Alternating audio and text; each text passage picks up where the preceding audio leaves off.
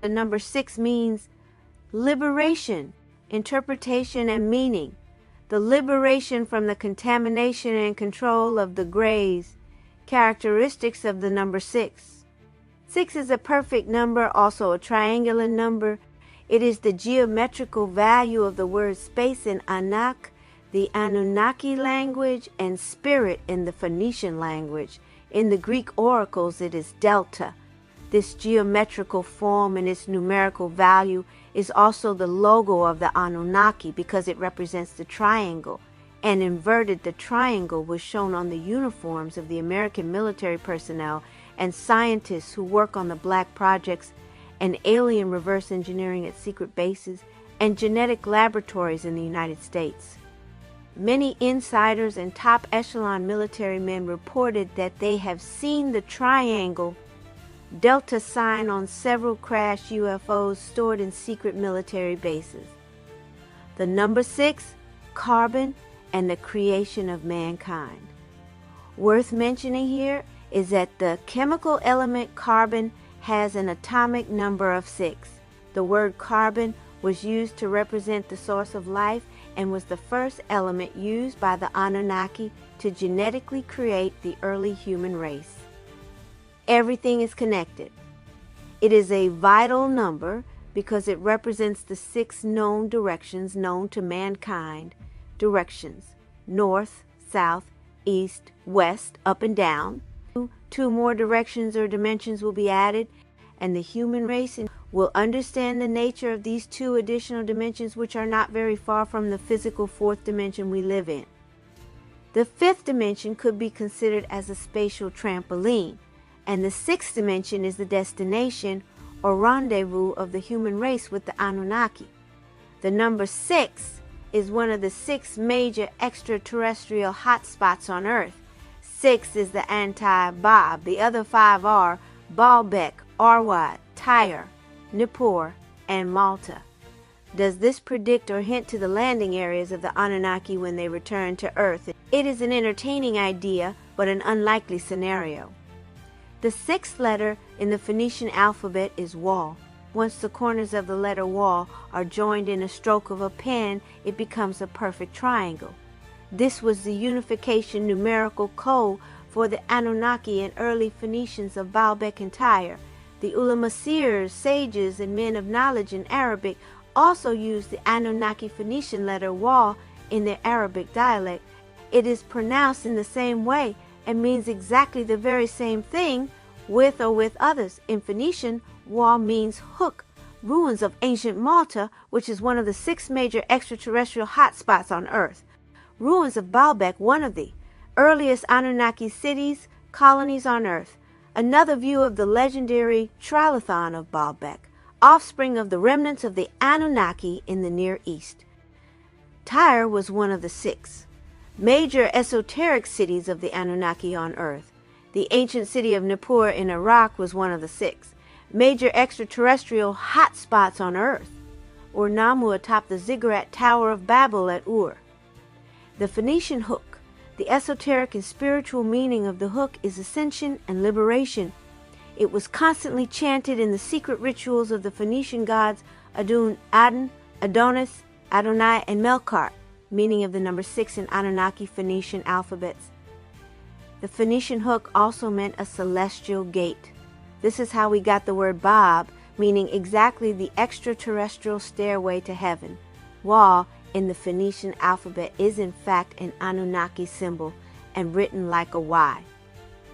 The letter Y represents a base Earth and 2 additional dimensions on the right and on the left.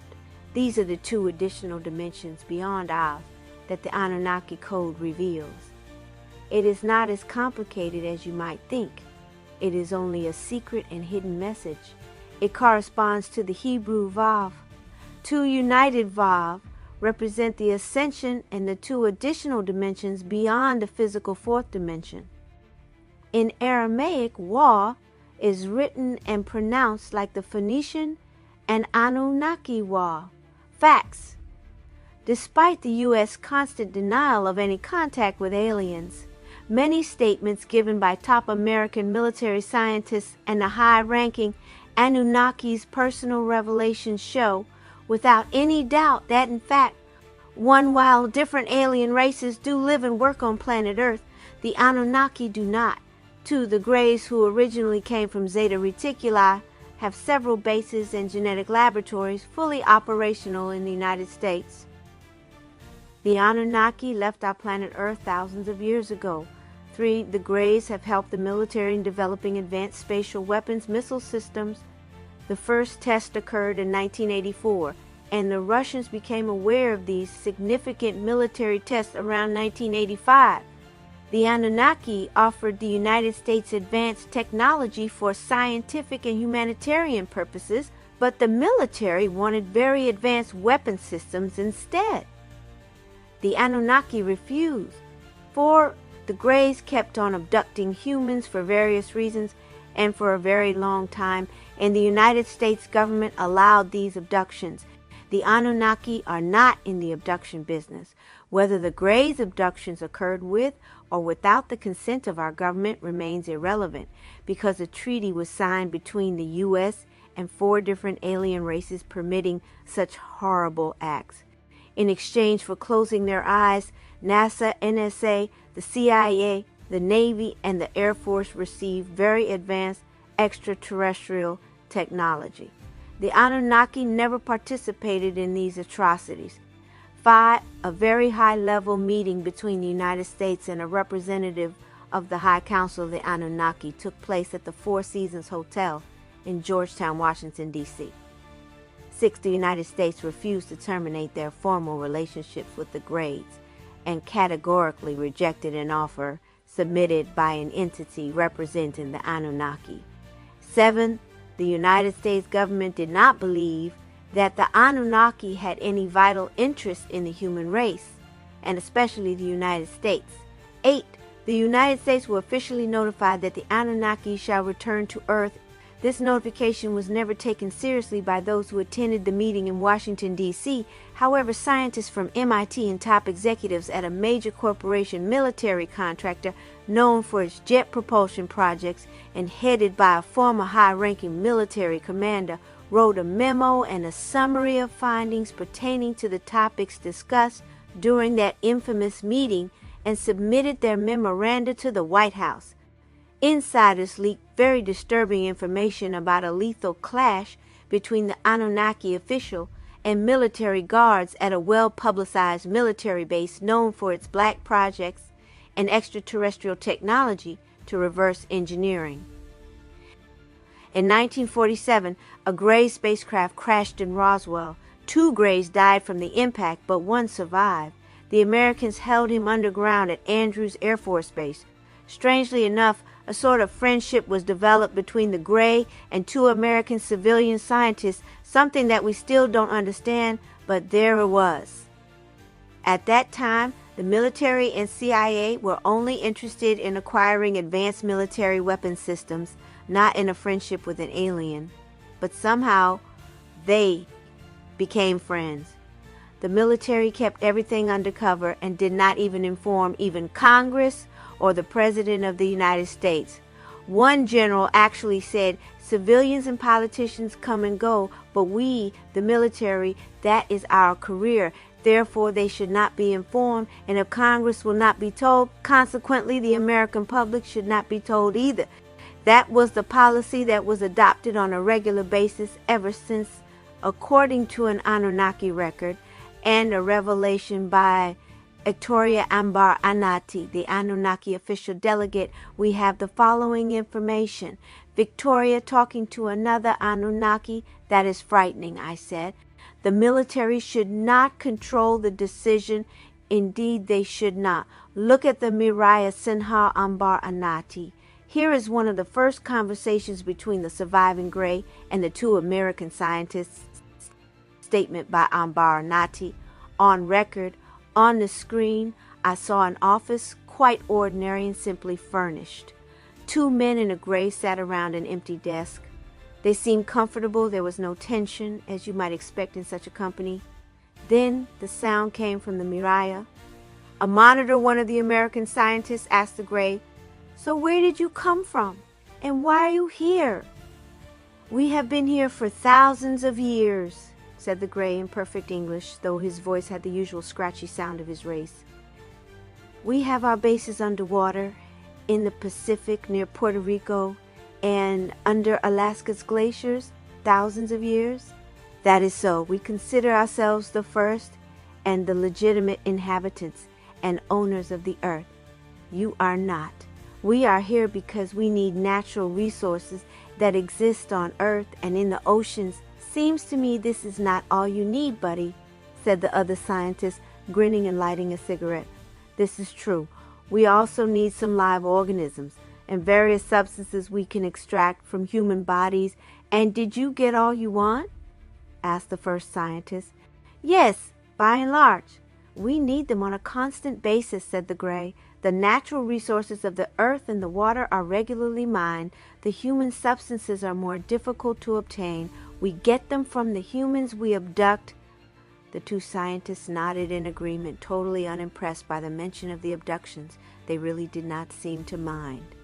"What bugs me," said the first scientist, "is that we tried so hard to reverse engineer your spaceship ever since we got it after the crash in Roswell. We just can't do it. You have to help us decipher the codes on the screens we found inside the spaceship, and also the geometric and scientific symbols on the grids and measuring tapes we found scattered around the spaceship. Our team is getting impatient. They may even threaten to kill you, you know. The two of us are friendly with you, but the team is getting ugly, and the boss is mad." "What is the point?" said the gray without showing any emotion, not even fear regarding the threat. "Even if I teach you how things work and decipher all the codes for you, you will not be able to reverse engineer our technology because you don't have the raw materials. Look at this." From somewhere around his body, he pulled out a piece of metal. "This is a very light metal, yet stronger than any material known on Earth. Yet this sheet of metal could float in the air and can be bent and folded like paper and then open up on its own. Look," he demonstrated. "The metal seemed to be indestructible. You must understand that we are willing to reveal plenty of information," said the gray. "But we can only do so if you will allow me to go home. I need to recharge my body. It's like a battery, you know. I will die if I stay much longer, and that will be useless to you. Let me go, and I will arrange for others to come back with me, others who know much more than I do. I am a simple pilot. I will bring you scientists. We have no intention of hiding this knowledge from you. On the contrary, we have every reason to cooperate with you and do some joint projects, and we can supply the raw materials and the knowledge of how to turn it all to your advantage. So, since we are such good friends," said the second scientist, "tell me, where exactly is the home you speak of? Since you have lost the spaceship, obviously we will have to take you there. If I tell you, you will not understand, and you will not be able to take me there since it involves getting through additional dimensions. Our scientists constructed our base's entries like that as a precaution against intruders. But if you take me back to Roswell, exactly where we crashed, I will find my own way. How will you do that?" "Simple," said the gray. "When a spacecraft lands on a particular spot, automatically it marks the spot, scans it, and sends data to our mission control for identification and location purposes. Thus we are never lost. If I can contact my people, they will come for me. But if you go away, how do we communicate with you and find out when the others are coming?" "In the spacecraft there is a communication device. Let's go there. I am sure it is functional because it is really indestructible. I'll teach you how to use it. We will contact my people from there and tell them about our plan. You will be there to supervise everything. Bring the boss too, just in case." The scientists looked at each other. They seemed rather pleased. "Very well," said one of them. "We'll come back for you later tonight after we talk to the boss. I am sure he will agree to our plan. It will be a feather in his cap," said the gray, using an old-fashioned human expression unexpectedly. The two scientists burst out laughing, and that was indeed what happened. They took him back to Roswell and left him there on the exact spot of the crash. They did not leave the area, though, but hid in a small canteen which was placed at some distance to watch what was going to happen to the gray. In a very short time, a spaceship came, landed, and he went in. The spaceship took off directly and vanished into the sky. The scientists sent the piece of metal which the gray had demonstrated with to a military laboratory, and they called one engineer from Lockheed Corporation and another one from MIT to analyze the piece. Nobody could figure out what it was made of. Still, prior to his departure, apparently the gray did reveal many secrets of very advanced technology that American corporations started developing right away and began to use 10 years later. Many highly advanced electronic gadgets that American consumers have used for over a quarter of a century came from the Greys. And what happened then? A few years passed. Then a historic meeting happened. In February 1954, President Dwight Eisenhower went for a week's vacation to Palm Springs, California. This was a little strange, and many did not quite understand the timing because he just came back from a quail shooting vacation in Georgia. Actually, it was less than a week before his trip to Palm Springs. On the night of February 20th, 1954, the President of the United States disappeared. 2 vacations in a row was not his style, but he went anyway and arranged to stay there for a week. Now, a president, as you know, is always surrounded by other officials, not to mention bodyguards. He is never out of sight. But on the night of February 20, the President of the United States disappeared. The press, which somehow was alerted despite all the efforts for secrecy, spread rumors that he was ill or that he had suddenly died. The president's people were alarmed, so they called an emergency press conference and announced that Eisenhower lost a tooth cap at his dinner and had to be rushed to a dentist. To make it more believable, the dentist was presented to the people. He was invited to a function the next evening and was introduced all around. This, again, was strange. Why would a dentist be invited to such an affair, and why would the president's personnel take such care to make him visible to everyone? It was a cover-up for the president's real business. Eisenhower was actually taken to Muroc Airfield, which was later renamed Edwards Air Force Base. There he met with the Greys. No president had ever done so before. The delegation of the extraterrestrials consisted of 11 Greys, 6 from Zeta Reticuli, and 5 from Earth's underwater bases. But of course, this was not their last meeting. This marked only the beginning of negotiations between the government of the United States and the Greys. So the situation was no longer only in the hands of the military, but went much further. Eisenhower was actually taken to Muroc Airfield, which was later renamed Edwards Air Force Base. There he met with the Greys. How was this meeting arranged in the first place?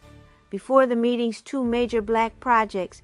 In 1953, astronomers discovered some large objects that at first were believed to be asteroids and later proven to be spaceships. They were very large, but since they took a high orbit around the equator, they were not visible to laymen. 2 projects were installed. 1, Project Sigma, created to interpret the Greys' radio communications.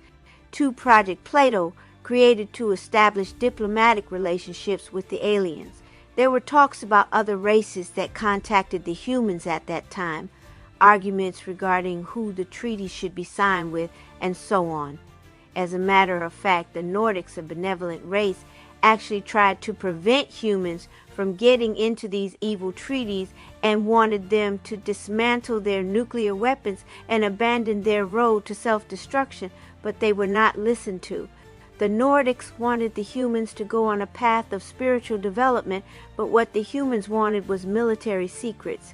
Because those humans were so badly contaminated, they would not even consider a peaceful offer.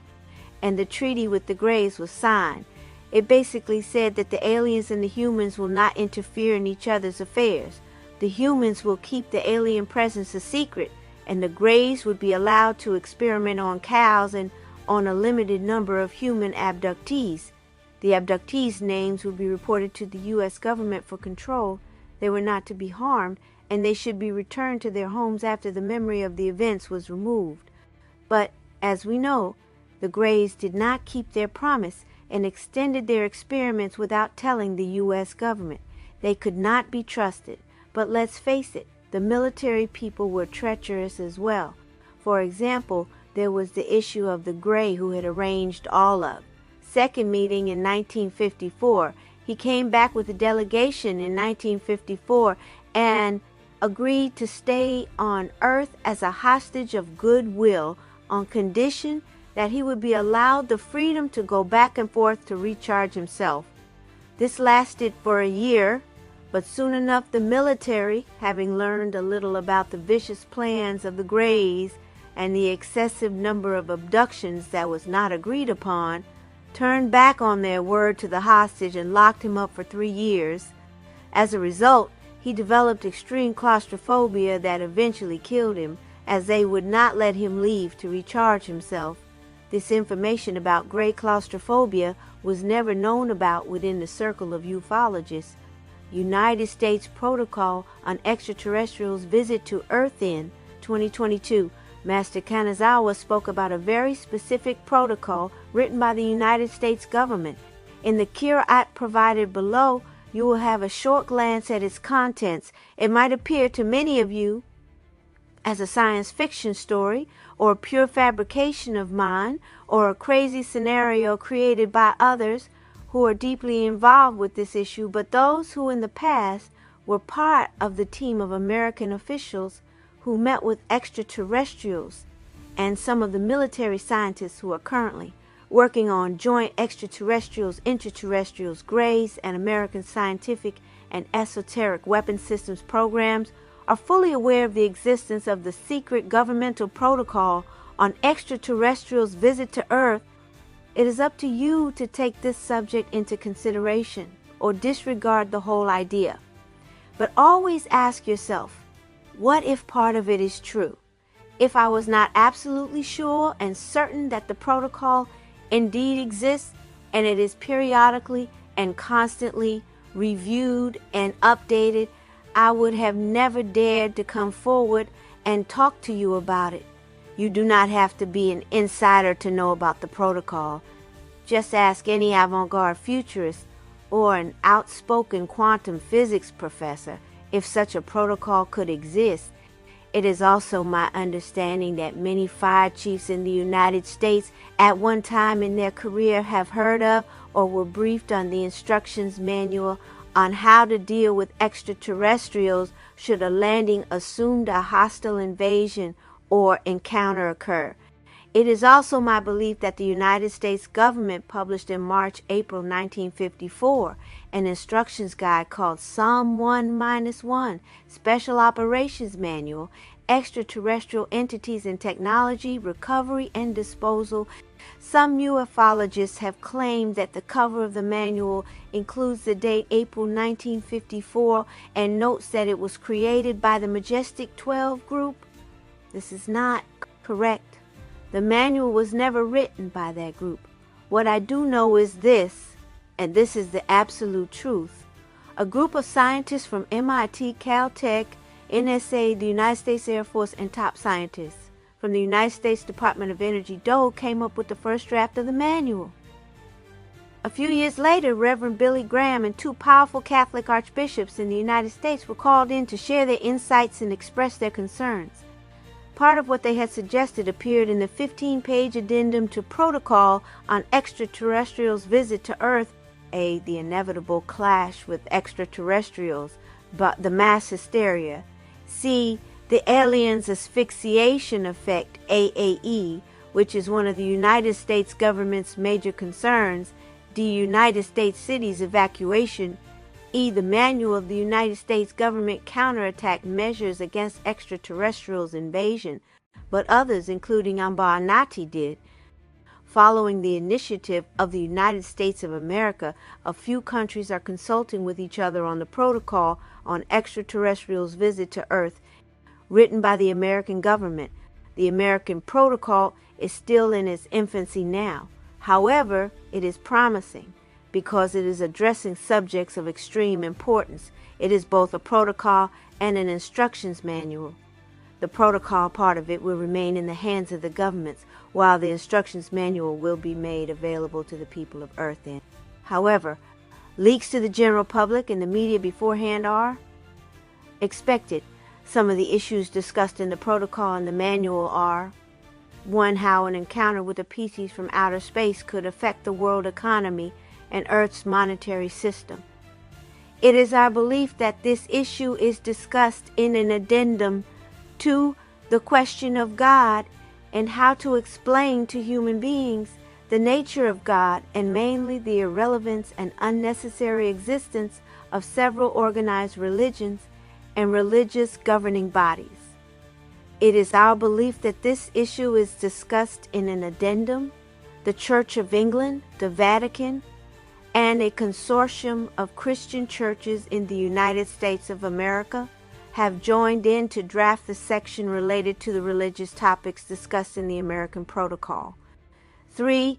The Babs, stargates, are a major issue, especially to the United States, Russia, China, France, Great Britain, and a few other countries that are going to emerge as a global power on the world market. However, the military aspects of the Babs, mode of operation, and ramifications such as intergalactic travel, time-space travel, antimatter, anti-gravity will be handled exclusively by the United States of America. 5. DNA contamination is another sensitive and extremely important issue. Human DNA contamination caused by excessive scientific and military genetic programs that are not in the best interest of humanity. It is our belief that this very delicate subject has already been a part of previous meetings between American officials and an elite group of extraterrestrials. 7. The alien-human interbreeding programs. It is our belief that this very delicate subject has already been a part of previous meetings between American officials and an elite group of extraterrestrials. 8. The life and existence of the hybrid race on Earth. It is our belief that this very delicate subject has already been a part of previous meetings between American officials and an elite group of extraterrestrials. 10. How to handle a close encounter with 3 different extraterrestrial races that are going to play a paramount role in the future of humanity.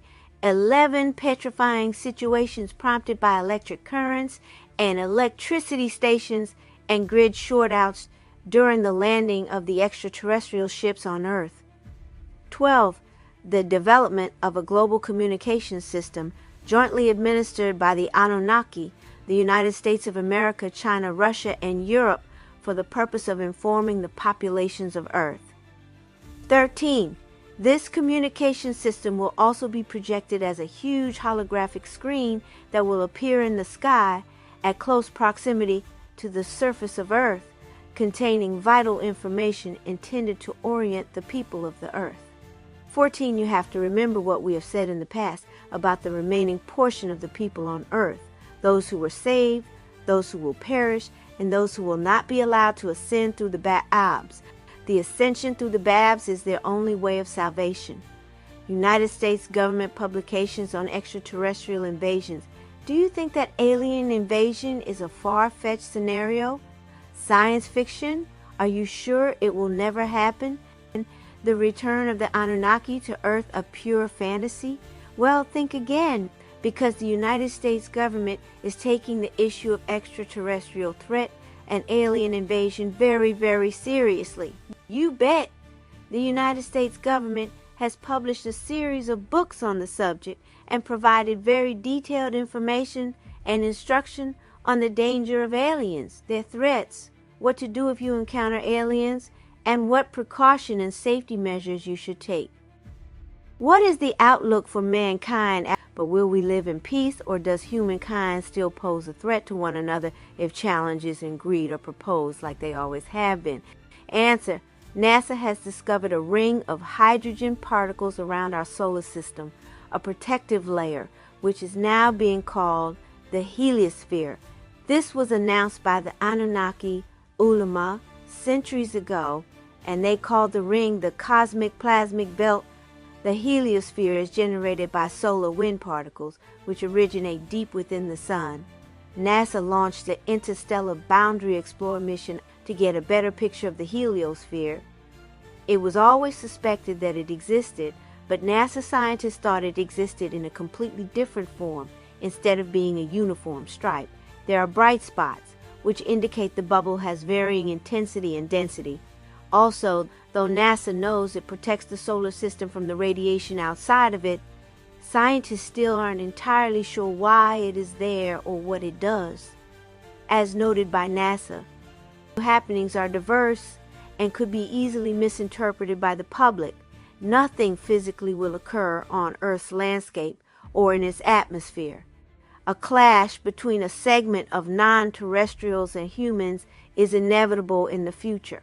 In the past, more than 3 incidents occurred in secret military bases and produced fatal consequences. The incidents were provoked by military men who, according to Gray's revelations, have insulted Gray scientists who had worked on 2 joint programs with the military.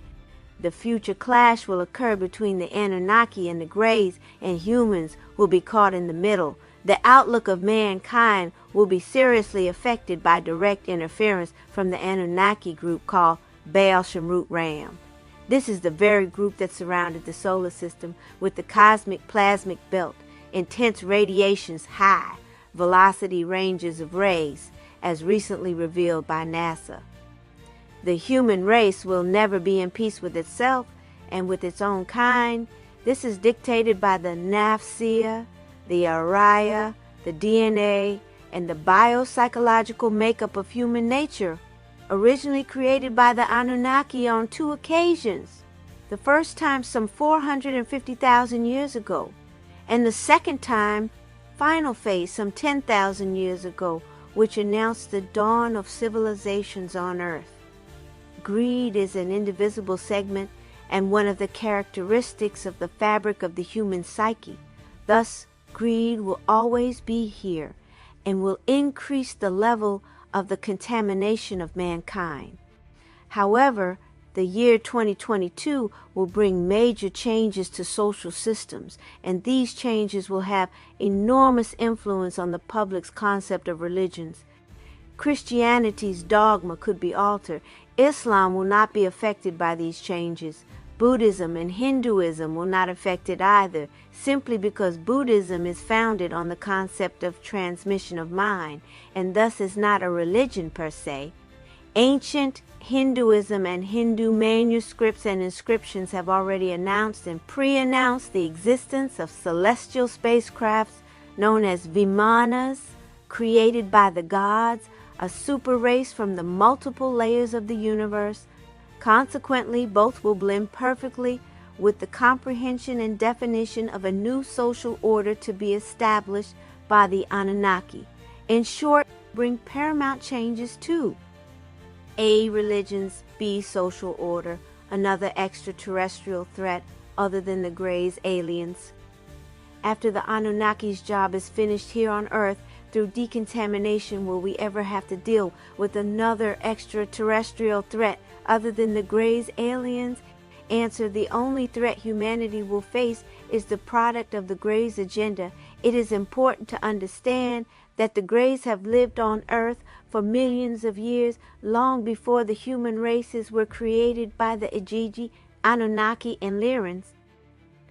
We call the Greys extraterrestrials. This is not entirely correct, as the Greys are the intraterrestrials of Earth, and humans their cohabitants. We fear the Greys, and ironically the Greys also fear us. They feel threatened by our nuclear arsenal and experiments, because these can annihilate Earth, where the Greys live. Earth is also the habitat of the Greys. Earth is where their communities and families live. Greys will do anything and everything to prevent humans from destroying Earth. Earth will be only destroyed by acts of nuclear war. The Greys have adapted very well to the intra-landscape of Earth, meaning inner Earth, and water on Earth is essential for their survival and for energizing their crafts. Unfortunately, constant interactions with the Greys will deteriorate the genes of the human race. The first phase of such deterioration is contamination. The Anunnaki are fully aware of this contamination, Simply put, in order to eliminate the contamination of human and human DNA, the Anunnaki must get rid of the Greys, and the decontamination process will result in a major confrontation with the Greys. Some influential governments have already received a sort of briefing on the subject. Some high officials took the threat very seriously, whilst many others did not. Their arrogance and ignorance will have lethal consequences, which humanity will suffer from. No, there are no additional threats from other extraterrestrial races, simply because they are not interested in us. They are not interested because we have nothing meaningful or important to offer them. Humans live on a linear scale. This is how and why we understand the universe in terms of time and distance space, and this limits us and prevents us from becoming members of the Cosmic Federation. Only two races in the known universe can live on Earth, the Anunnaki and the Greys. In the past, 3 extraterrestrial races lived here on Earth for some time among us. They were A. the Anunnaki, the Lyrans, Greys. Their organisms and body structure could sustain our atmosphere in its conditions. Other extraterrestrials would not be able to live on Earth, as humans are not able to live on other known stars and planets because of their atmospheric conditions. Other alien races will self-destruct if they try to live on Earth. Consequently, they have no interest whatsoever in invading or dominating Earth. In other words, the only real threat will come from the Greys. But for the time being, we are safe because the Greys still need us. Despite their highly advanced technology and science, the Greys did not yet find the perfect and final formula for saving themselves genetically. For some incomprehensible and possibly silly reasons, the survival of the Greys depends on 2 things. A. The survival of humans, but the safety of planet Earth. Are there any other alien races in this galaxy or another that could compete with the superstar status of the Anunnaki and rule our planet? Answer: on the market nowadays, we find several encyclopedias and field guides on extraterrestrial races. The internet is infested with silly and childish websites posting ridiculous literature on extraterrestrial races, description of their physiognomy, heights, weights, eyes, skin, etc. This is nonsense par excellence. How did they know about these extraterrestrial races? What are their sources, data, and authoritative references? They are non-existent. Their articles are the product of an erroneous imagination and immature fantasy. Unless you break the frontiers of time and space and land on their planets and stars, you will never be able to learn about their species, physiognomy, and their biological structure on any level. As long as modern ufology embraces such phantasmagoric assumptions and fake narratives, ufology will never be accepted academically or gain the respect and trust of erudite milieus and scientists. However, and according to some statements and leaks, we have learned about the existence of 6 different extraterrestrial races who have contacted the United States military. This was mentioned in the Krill file. Unless you are familiar with Anna and have read the archaic manuscripts of the Anunnaki Ulama and some of the Phoenician cosmogony tablets, and unless you are familiar with the Akkadian and Proto-Mesopotamian language S, you will never be able for sure to categorize the galactic races. All we have is mythology and colorful folklore, and beginning in the early 1950s, authors began to put their spin on everything extraterrestrial or alien, call it science fiction or perhaps mytho-inspirational essay, but not an authoritative study of galactic civilizations. As of today, we are aware of the existence of 2 races, A. the Greys, the Anunnaki.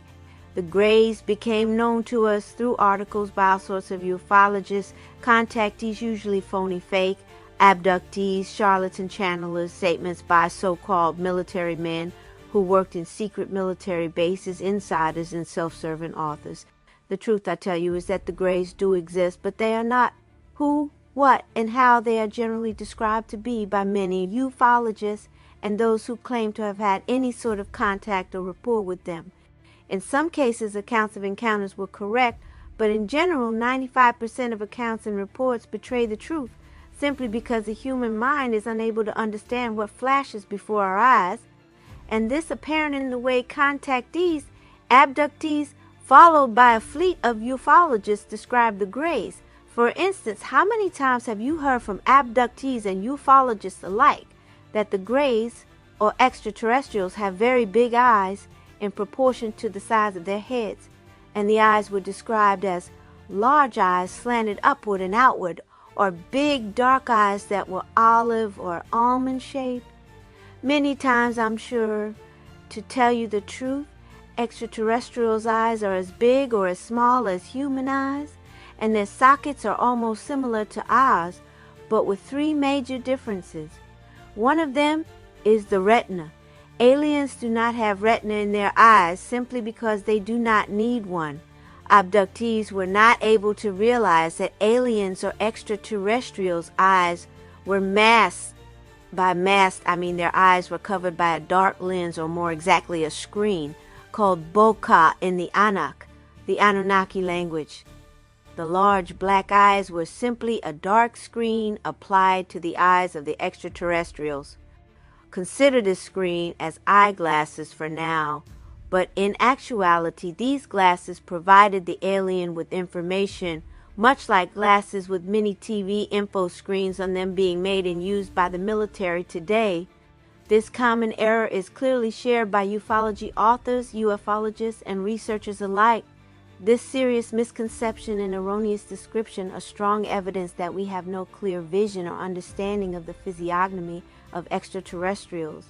If this is true, then we are not in a position to categorize and adequately classify aliens, extraterrestrials, and Greys, thus recognizing and/or defining other extraterrestrial species is pure speculation. In conclusion, we should concentrate exclusively on two known non-human races, the Anunnaki and the Greys.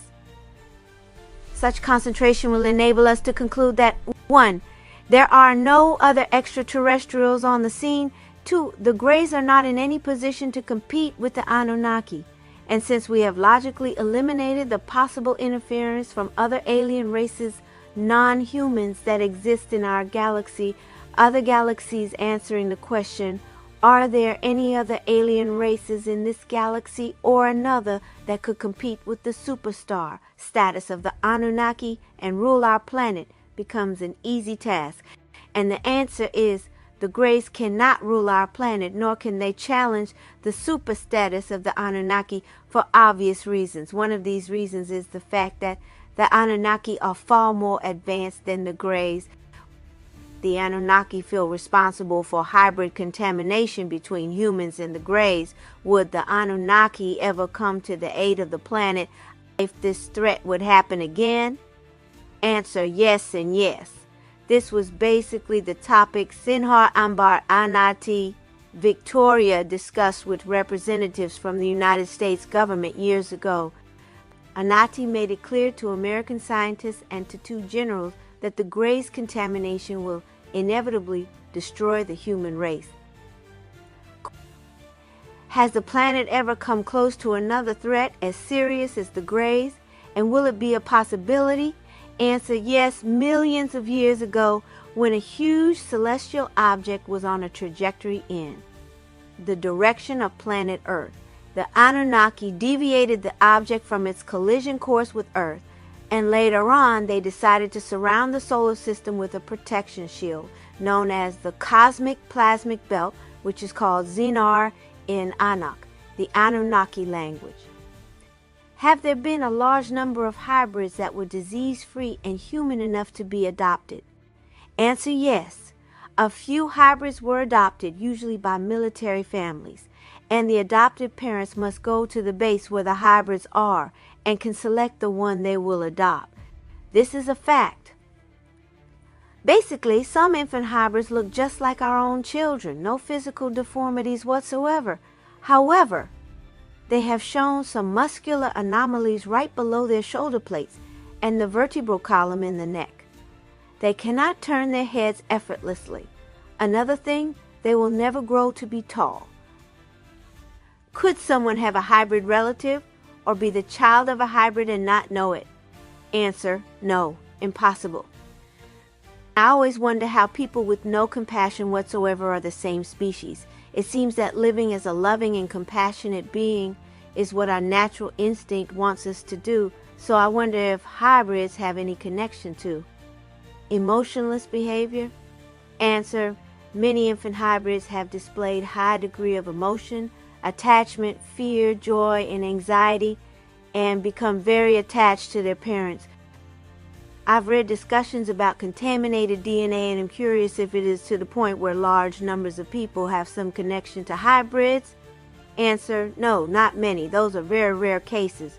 Worth mentioning here is that not all infant hybrids have contaminated DNA. The contamination occurs during the interbreeding process. If noticed by the Greys, they will dispose of those children right away.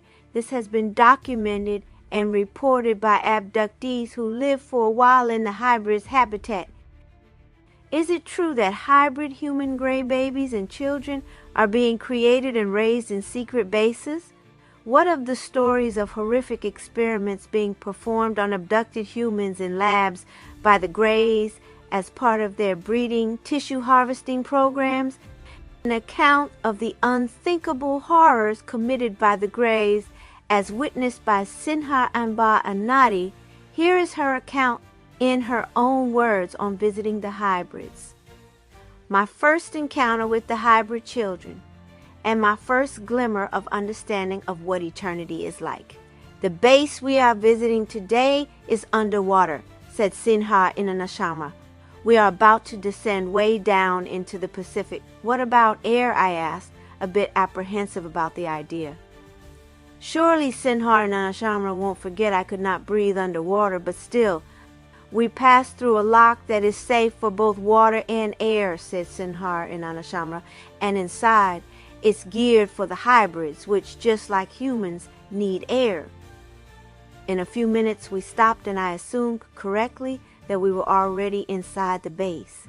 They are expecting us, said Sinha Annunaki. Don't worry about them. They know I can blow the whole place up if they dare to give me any trouble. The spaceship's door opened, and I saw that we were inside a huge hangar-like room. If I had expected a beautiful aquarium-like window showing the denizens of the deep playing in their blue environment, I would have been disappointed. But knowing the Greys, I expected nothing of the sort, and so the beige and gray room, all metal and lacking any windows, did not exactly surprise me. This base is enormous, you know, said Sinha Annunaki. It is used for many operations, but we will just concentrate on the hybrids today. I was pleased to hear that, since I was secretly apprehensive about the possibility of stumbling on one of the Greys' hellish laboratories. I will never forget or forgive what I saw in their lab, but I said nothing and waited to see what was going to happen next. Sinha Annunaki walked me to a solid wall, put her hand on it, and the wall shimmered a little, then moved, allowing a door to form and open for us. We entered a long corridor illuminated by stark white light with many regular doors on each side. Sinha Annunaki opened one of the doors, and we entered a large room, obviously a refectory since it contained extremely long tables, all made of metal. The room was painted entirely in beige, tables, chairs, walls, and ceiling, and had no windows. It was scrupulously clean. Suddenly, the tables opened up, each table revealing a deep groove on each of its long sides. Plates of what seemed to be normal human food were released from the grooves and placed before each chair. At this moment, a few doors opened at various parts of the room, and from each door an orderly file of children came in and settled at the table. They were completely silent. Not a word was heard as they picked up their forks and began to eat. None of them paid any attention to us, even though we stood there in plain view of them. The children seemed to range from 6 to 12, but it was difficult to be sure of that. On the one hand, they were small and fragile, so I might have mistaken their ages. On the other, their eyes gave the impression almost of old age. They seemed wise beyond their tender years. Their hair was thin, their skin was pale to gray, and they all wore white clothes of extreme cleanliness. Despite these similarities, which made them look as if they were all related to each other, I could tell some differences between them that seemed rather fundamental. It was almost as if they fitted within 3 distinct groups. I mentioned it in a whisper to Sinhar Inanashamra, and she nodded. "Yes, you got it," she said. "They consist of early-stage hybrids, middle-stage hybrids, and late-stage hybrids. The first group is born from the first combination of abductees and greys' DNA. They closely resemble the greys. Look at their skin. The grayish color is very close to that of the greys, and so is the facial structure. The second group, the middle-stage hybrids, are the result of mating between these early-stage ones once they are old enough for reproduction, and human abductees. The resulting DNA is closer to humans, and so they look much more like humans, and many of them lose the progeria gene. The third group, the late-stage hybrid, is the most important. Middle-stage hybrids are mated with humans to create them, and they can hardly be distinguished from humans. Yes, I can tell who the late stages are quite easily," I said, "but there are not too many of them here, right?" "This is true, not too many are here. A large number of these hybrids, who represent the most successful results of the experiments, are placed for adoption with human families." "Are the human families aware of the origin of their children?" "Yes, in most cases they are. Generally, they are adopted by a high-ranking United States military man or woman who had worked or still works with aliens in secret military bases. This happens much more often than most people suspect. The spouse of the military person may or may not know, depending on the circumstances and character traits of the hybrid child. These lucky hybrids lead a much better life than who are raised in places like this one. Communally, are they badly treated here? Are they abused by the Greys? No, the Greys don't want to lose them. They are too valuable. But they receive no love, no individual attention. There is no real parenting, and the environment is barren and depressing. They live like that until they are old enough to be of use in the experiments. Not a very nice life for any child. And what about the issue of progeria? I mean, for the adopted ones. Only the hybrids who are entirely free of progeria are adopted by human families.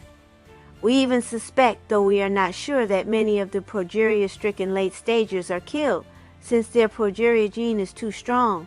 The Greys believe that after these 3 attempts, it cannot be eradicated by further breeding, and so they kill the poor things. What is the motive for all these atrocities? All for the same reason I have mentioned before. They think they somehow will save their civilization, but they are doomed. But in the meantime, they harm, torture, and kill so many people. I don't understand why it is tolerated. Sinhar Inanashamra did not answer. The children finished eating, still in complete silence. Each child, as he or she finished her meal, leaned back into the chair, and as soon as all of them were leaning back, the groove from which the plates came opened up and reabsorbed all the plates. "They now go to an automatic dishwashing machine," explained Sinhar Inanashamra. The children got up and left the dismal room in the same file arrangement they came in. As soon as the room was empty, large vacuum cleaners emerged from the wall and sucked up every crumb, every piece of debris. Then they sprayed the tables and floor with a liquid that smelled like disinfectant. The room was spotlessly clean again, ready for the next sad, depressing meal. "Shall we go to the dormitories now?" asked Sinhar Inanashamra. I nodded. We followed the children through one of the doors and entered a place that was a combination of an old-fashioned orphanage and military barracks. It was a very large room, but the ceiling was not high, only about 12 feet. Again, everything was beige and gray, and there were no windows to relieve the monotony. The room was full of beds, arranged above each other in groups of 3, like in a submarine. Dozens and dozens of such rows seemed to stretch to a very long distance. The beds were made of some metal, very smooth and of silver-gray color. They seemed to be assembled like prefab furniture. Sinhar Inanna Shamra, I said, there are no ladders. How do the children reach the upper levels? They can levitate, said Sinhar Inanna Shamra. Look at this. Part of each bed is magnetic, so each child can have his or her toys attached to it. As for the lower beds, the toys are stored next to them. So they have toys, I said. That's a mercy. Yes, the Greys discovered that mental stimulation is highly important to the hybrid's development. There are plenty of other activities, mostly with abductees, that relieve their lives of the tedium, at least to a certain extent. But they have no privacy at all. None whatsoever. They only get their own room when they are more mature, but they have one thing that pleases them. If the children want to, they can put their things in their bed, close the bed with a panel, and hide it inside a wall. They like that. I wonder too, is it a comfort for them to be together after all? Their feelings and emotional state are not exactly human. It's hard to explain. I think it's time for you to see them interact. Where are all the children now? They are attending various activities, said Sinhar Inanna Shamra. Come, I'll show you. We entered a room that opened directly from the dormitory. To my surprise, it was really a glass bubble. You could see the outside, which was an unpleasant desert surrounding. I found it nasty, but I figured that to the children it might represent a pleasant change. About 10 children, seemingly between the ages of 6 and 8, sat on the ground, which was simply desert sand. They were playing with normal human toys, trucks, cars, and trains. They filled the things with sand using plastic trowels that one usually sees on the beach. They were also building tunnels from the sand, wetting it with water from large containers that stood here and there. They seemed to be enjoying their games, certainly concentrating on them, but their demeanor remained quiet and subdued, and they did not engage in the laughter, screaming, yelling, or fighting that children of this age normally do. They also have rooms with climbing equipment and places to play ball, said Sinhar Inanna Shamra. It is needed to strengthen their bones and muscles. I approached the children a little apprehensively, worried that I might frighten the poor things. They looked up at me, seemingly waiting for me to do something, but I was pleased to realize that they were not afraid. I sat on the sand, took some stones that were scattered around, and arranged them so that they created a little road. The children stared at me for a minute with their strange, wise eyes, as if trying to read my thoughts, and almost instantly grasped the idea and continued to build the road together. None of them smiled, but they seemed very much engaged in the new activity. Once all the stones were used, they looked at me again, as if trying to absorb information, and sure enough, after a minute, they took the trucks and made them travel down the little road. I got up and let them play. So they can read minds, I said to Inanna Shamra. To an extent, she said. At this age, they basically just absorb images you project. You probably thought about the trucks going on this road, and they saw it, and everything was done together, as if they were mentally connected, I said. Do they do everything together? Yes. Everything is communal, even the bathrooms where they clean themselves. But don't be too upset about it. If they are separated from each other before adolescence, they become extremely upset. It is almost as if the onset of puberty makes them an individual, and before that they have a group mentality. Horrible, I said. They are not unhappy, said Sinhar Inanna Shamra.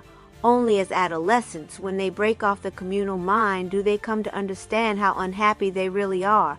But we will visit the adolescents on another occasion. Very well, I said. Would you like to see the room where they keep the fetuses?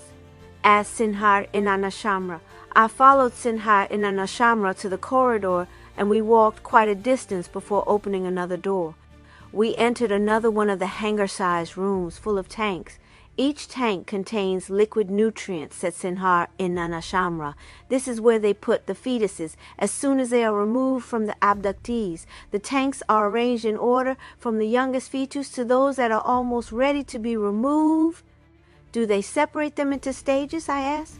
Yes, this room is for early stagers only. In other rooms they have the middle stagers, but the late stagers remain in the mother's womb until birth, to make them as close to humans as possible. And what are the babies like? Quiet, not as responsive as human babies. Many of them die as soon as they are removed from the tank. Those that survive are generally mentally well developed, but physically weak and emotionally subdued. And who takes care of them? Both greys and abductees. The greys perform most of the physical requirements, but the abductees supply the human touch. We can't go there yet? How come? We need to prepare you to interact with the abductees. They are very complicated. We shall have a few sessions about interacting with them at the same time when we teach you how to work with the adolescents. Also, you had wanted some instruction on how to contact and help those people that are children of humans and Anunnakis like your son. This requires some teaching, too. We went back to our spaceship, not saying much. I remember thinking that if I were part of the Anunnaki Council, I would vote to kill every gray in the known universe. Of course, I did not say it to Sinhar in Anashamra, but I am sure she knew how I felt. Back home, I went to my beloved garden and sat under a tree that constantly showered tiny blossoms on me like little snowflakes. I did not even know I was crying. "What is the matter?" said Marduk, who suddenly appeared next to me. I told him about the visit with the hybrids. "The hybrids are not abused," said Marduk. "Something else is bothering you." I thought for a moment and then decided I might as well be honest with him. "Yes," I said. "I cannot understand the Anunnaki's casual attitude about the fact that thousands of human beings are tortured and killed all the time. Neither you nor Sinha Inanashamra seem to be as shocked as I am about the fact that the Greys engage in such atrocities." Marduk was quiet for a minute, thinking. At this conversation we did not use the conduit because in my agitated state I found it difficult. I was not entirely used to it as yet, so I waited for him to say what he thought. "I see your point," he said. "You think we are callous about it." "Yes, I do, to tell you the truth. Why don't you destroy the Greys? Why do you allow so much death, so much pain? Are you, after all, cruel beings? Have you become callous because you have lived so many years and become thick-skinned about suffering?" "No, we are not cruel. It's just that we view life and death differently than you do. We cannot destroy all the Greys, even if we wanted to. We don't commit genocide, even if they try to do it. We don't want to kill them. We know that they will die on their own. And in the meantime, suffering means nothing to you? It means a lot, but destroying the Greys would not eliminate suffering that occurs in all the universes we go to. There are other species that are even worse than the Greys. You just don't know about them because their horrific behavior is not aimed at humans. It seems to me that even though you are so much more sophisticated than humans, the fact that you deny the existence of God may have deprived you of your ethics. After all, deny God? What makes you think we deny God?" asked Marduk. He seemed genuinely surprised. "Marduk, you have told me more than once that the Anunnaki created the human race, not God. So where is God if he is not the creator? Your statements are contradictory." "Not at all," said Marduk. "The Anunnaki view of God is similar to human religions in many ways, but contains much more information. The term we use to describe God is all that is. To the Anunnaki, God is made of inexhaustible mental energy and contains all creation within itself, therefore representing a gestalt of everything that has existed, exists now, or will exist in the future, and that includes all beings, all known universes, and all events and phenomena. God's dearest wish is to share in the lives of all its creations, learn and experience with them and from them. But while they are imperfect, God itself is perfect. which is why it can only be seen as a gestalt. Why are you calling God it? I asked. Because we do not attribute gender to God. I see, I said. So in essence, the Anunnaki God is not all that different from ours. What else should I know? It is possible that other primary energy gestalts existed before God came into being and actually created it. If so, then the possibility exists that there are many gods, all engaged in magnificent creativity within their own domains. We are not certain if that is so, but we do not dismiss this beautiful possibility that is vastly different from human thought, I said, meditating.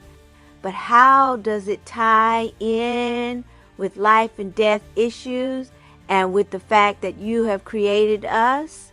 The individuals that exist within God, though part of God, have free will and self-determination.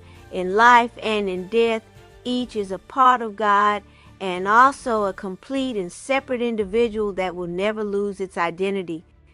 The Anunnaki are indeed the creators of human beings, but since each Anunnaki is a part of God, there is no conflict in the idea of their creation of humanity. Creation is endless and ongoing, and human beings, in their turn, create as well. For example, great art, literature, service to other people, animals, and the planet Earth, though they do not exactly create life as yet. We are all part of the grand gestalt, and that makes all that is such an apt name for God. So how does that make the situation with the Grey's atrocities any better? It is better because the lives that they take are not disappearing into a void. Each individual is eternal, and even if killed as a child, will go on into other domains. I am not saying that this justifies the Grey's atrocities. I am merely pointing out that even though these atrocities do exist, the individuals affected will have another chance. Yes, this does make a difference, and I can see how it would affect your thinking. But for me, after seeing what the Greys do to humans in their labs, it is still very disturbing. I can understand that, Victoria. It is not something you are accustomed to. Tell me, do you still want to do this mission? He asked his question in a very neutral way, obviously not wanting to influence my free will. Yes, more than ever, I said. Maybe I can do some good for these poor, sad children. I have a suggestion then, said Madushk. I don't see it as a long-term mission, since you cannot change the ways of the Greys from within. I think you will find it a springboard to other missions, as it is obvious to me that you have some thoughts on making the Anunnaki do something about the Greys to force them to stop their experiments. Doing this mission will be extremely good as a learning experience right from inside the Greys' base. As for contacting the people who are the children of humans and Anunnakis, that will not take much of your time. There are very few of these around these days. How long do you think this mission will take me? Exactly 9 months, said Mardushk. I stared for a minute and then laughed. I see what you mean, Mardushk. You think I should start our daughter, allow her to grow in the tube in the Anunnaki fashion, and while she is in the tube, concentrate on my mission. Then I should come back and spend some time with you and the baby before embarking on other missions. Doesn't it sound like a good plan? While the baby is in the tube, there is nothing you can do for her other than look at her as she grows. And you can easily do that with a monitor from Earth, right from the Greys' base. And we will talk every day, so if you have any concerns about her, I can take care of it. This is a wonderful idea, I said. I will have the orientation regarding the abductees and the adolescent hybrids, and of course the human Anunnaki people, and when I am ready to go on my mission, I will first stop at the hospital and start the baby. This plan made me feel a little better, but I knew I must give the issue some more thought and perhaps further discussion. So when I went to see Sinha in a Nashamra the next day to arrange for the orientation, I brought the subject up with her and told her honestly how I felt. Yes, I do understand how you feel, Victoria, she said. Before we do any more work with the hybrid mission, I would like to give you a little background about our relationship to life and death. I would very much welcome it, I said. So let's start with the concept of Anhaya, said Sinhar in an Ashamra. I have never heard the word mentioned, I said. This word, which is also used as Ahaya and Aleph Hayat, could be the most important word in Anunnaki language as well as in the written history of humanity because it deals with several extremely important issues.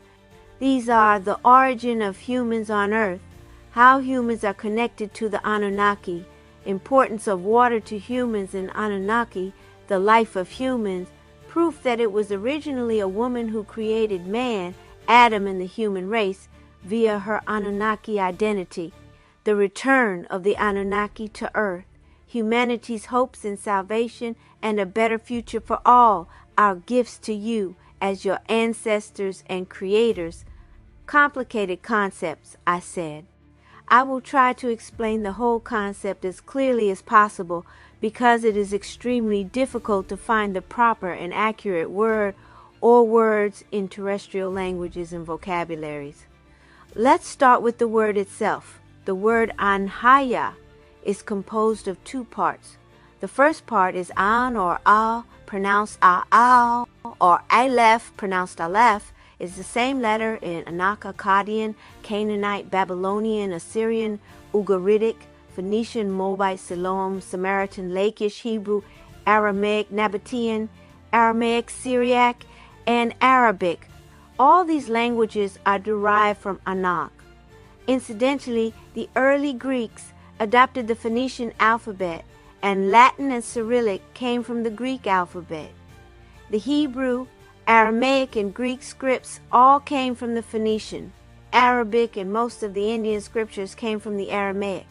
The entire Western world received its language from the Phoenicians, the descendants of the Anunnaki.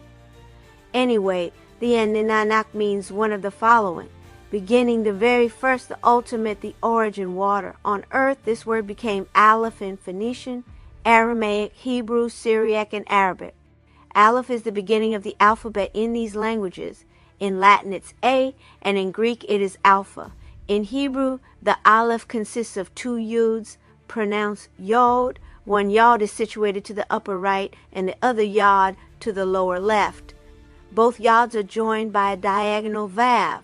They represent the higher water and the lower water, and between them, the heaven. Water is extremely important in all the sacred scriptures, as well as in the vast literature and manuscripts of extraterrestrials and the Anunnaki. Water links humans to the Anunnaki. In the Babylonian account of creation, Tablet 1 illustrates Apsu, male, representing the primeval fresh water, and Tiamat, female, the primeval salt water. These two were the parents of the gods. Apsu and Tiamat begat the Lamu Lakmu and Lahamu Lakamu deities. In the Torah, the word water was mentioned on the first day of the creation of the world, and the Spirit of God hovered over the surface of the water. In the Chassidut, the higher water is wet and warm and represents the closeness to Yahweh God, and it brings happiness to man. The lower water is cold and brings unhappiness because it separates us from Yahweh, and man feels lonely and abandoned. The 10 Commandments commence with the letter Aleph. Anochi, I am God, your God, who has taken you out of the land of Egypt, out of the house of bondage. The letter Aleph holds the secret of man. He is her creation, and the whole universe, as is explained in the Midrash. In Hebrew, the numeric value of Aleph is 1. This force contains the raw material for the creation of the world and man. The word of God ranges from the Aleph to the Tav, which is the last letter in the Hebrew alphabet. In Revelation 1:8, Jesus said, I am Alpha and Omega, the beginning and the ending. In John 1:1-3, as the Word becomes Jesus, the Lord Jesus is also the Aleph and the Tav, as well as the Alpha and the Omega. In Him exists all the forces and spiritual powers of the creation. Jesus is also connected to water, an essential substance for the purification of the body and the soul, which is why Christians develop baptism in water. In Islam, water is primordial and considered the major force of the creation of the universe. The Prophet Muhammad said, as can be read in the Quran, wa khalaqna lakum min al-ma'i kulla shay'in hayy, meaning, and we Allah have created for you from water everything alive. The Islamic numeric value of Aleph in God is 1. To the Anunnaki and many extraterrestrial civilizations, the An or Aleph represents the number 1, also Nibiru, the constellation Orion, the star Aldebaran, and above all, the female aspect of creation symbolized in an Anunnaki woman gigabyter, whom you know as the angel Gabriel on earth. The angel Gabriel was a woman? I asked, amazed. Unquestionably so, said Sinhar in an Ashamra, smiling. How interesting, I said, but do go on. What about the second part of the word, Anhaya? The second part, namely the Haya part, means life. Creation humans earth, where the first human, which was a female, was created. In Arabic, Hebrew, Aramaic, Turkish, Syriac, and so many Eastern languages, the Anunnaki words Haya and Hayat mean the same thing, life. But the most striking part of our story is that the original name of Eve, the first woman, is not Eve, but Hawa, derived directly from Haya. You see, Eve's name in the Bible is Hawa, or Chava. In the Quran, it is also Hawa, and in every single Semitic and Akkadian script, Eve is called Hawa, or Hayat, meaning the giver of life, the source of the creation. Now, if we combine them with Hayat or Hayat, we get these results, beginning, the very first, the ultimate, the origin, water plus life, creation, humans, earth, where the first was created, woman. And the whole meaning becomes the origin of the creation, and first thing or person who created the life of humans was a woman or water. Amazingly enough, in Anak, woman and water mean the same thing. Woman represents water according to the Babylonian, Sumerian, and Anunnaki tablets, as clearly written in the Babylonian Sumerian account of creation. Tablet 1, well, no wonder then that God has no gender in the Anunnaki concept, I said. I found that very interesting when Marduk told me about all that is as the name of God. Yes, it all ties together rather nicely, even if it is a little complicated, said Sinhar in an Ashamra. A little, I said, laughing. I will have to think about this for a long time before I'm comfortable with the concepts, but it is fascinating. I would like, moreover, to understand a little better how the Anunnaki created the human race. Well, it happened around 65,000 BCE, said Sinhar in an Ashamra.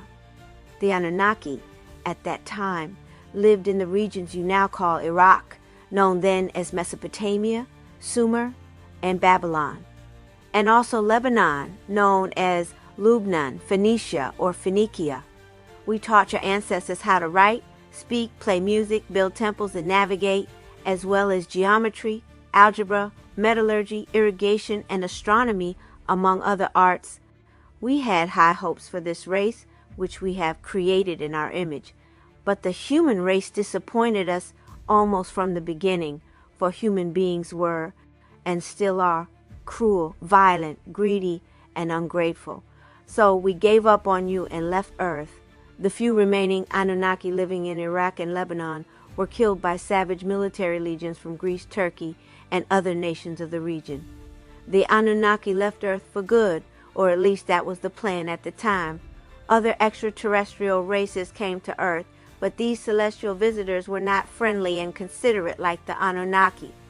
The new extraterrestrials had a different plan for humanity, and their agenda included abduction of women and children, animal mutilation, genetic experiments on human beings, creating a new hybrid race, etc.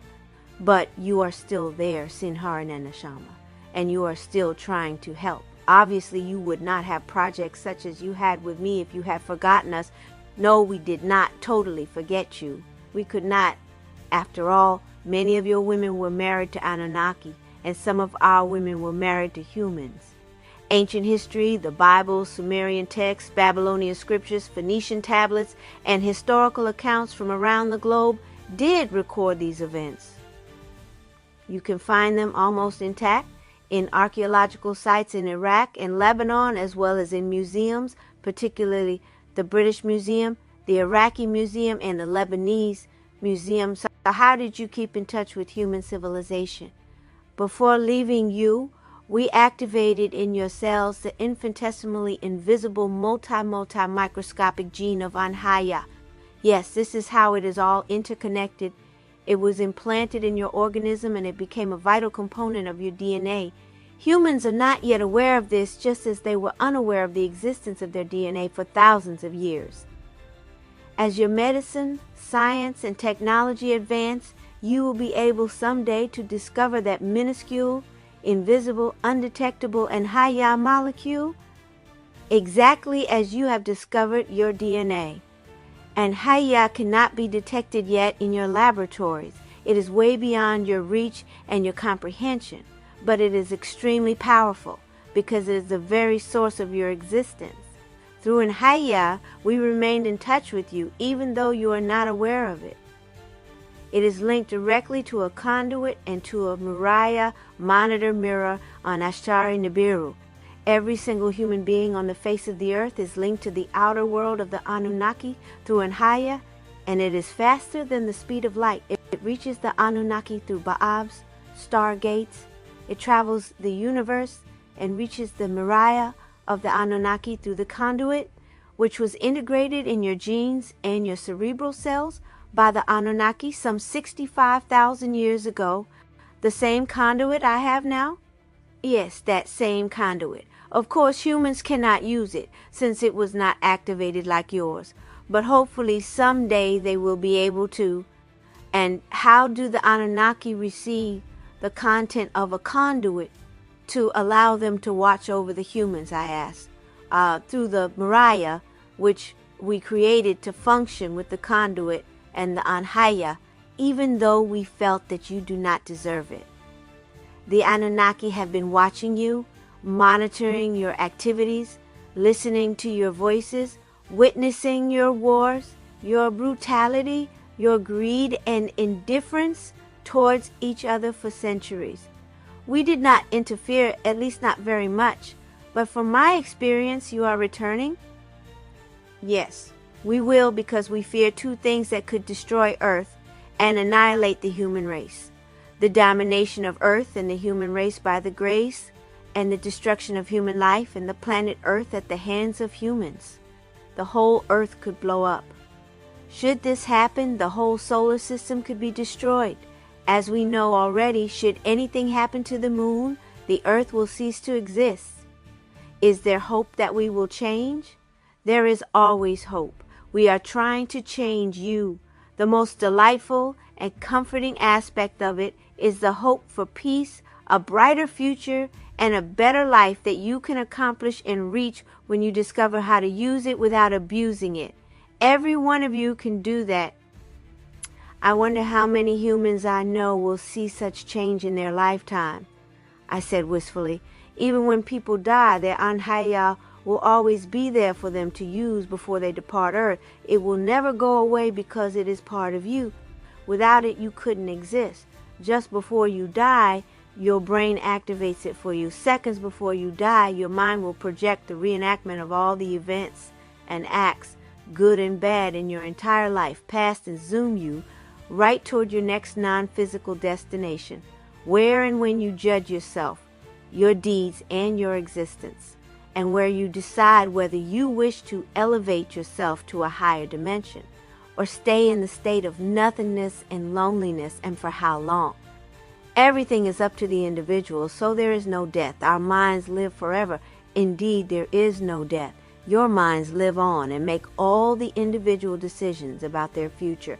What about reincarnation? Do we return to Earth ever? No, you will not return to Earth, nor will your soul migrate to another soul or another body.